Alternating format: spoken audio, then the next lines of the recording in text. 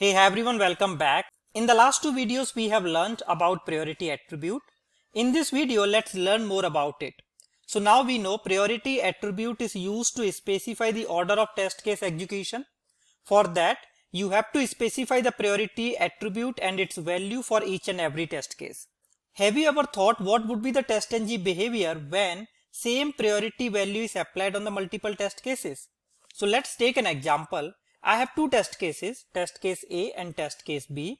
For both the test cases, I have specified priority 1. In that case, which test case would be executed first, or what would be the order of execution? So let's see it practically. I will create a new class. So I'll right click in the package, click on new and click on class. I will specify the class name duplicate priority demo. Now I will click on the finish button. So you can see class has got created. Now let's create the test cases. So I'll go to the priority demo class and copy the two test cases from here. So I'll copy. Now I will go back, duplicate priority demo class and paste both the test cases here. So here you can notice there are two test cases, test case A and test case C. Test case A has the priority 2, test case C has the priority 4, right? So these priority values are unique. In case when you execute these test cases, then test case A would be executed first, then the test case C would be executed. Because for the test case A, priority value is 2 and 2 is less than 4. Now let's assume for both the test cases, priority is 2.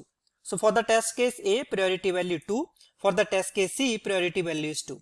So in case when the multiple test cases have the same priority value, then what would be the order of execution? So when you execute these test cases, TestNG will come to know that both the test cases have the same priority, which means priority value will not help TestNG to specify the order of execution, right?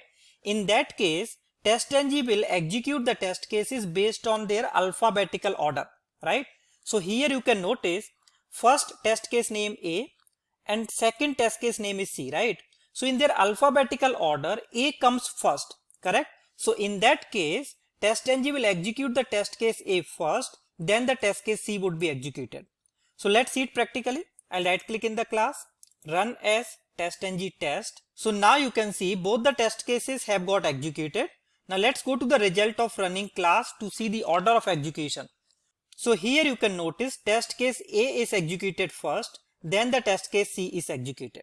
To conclude this, when the multiple test cases have the same priority value, in that case, TestNG will use their alphabetical order to execute those test cases. So thanks for watching this video. Let's meet in the next video.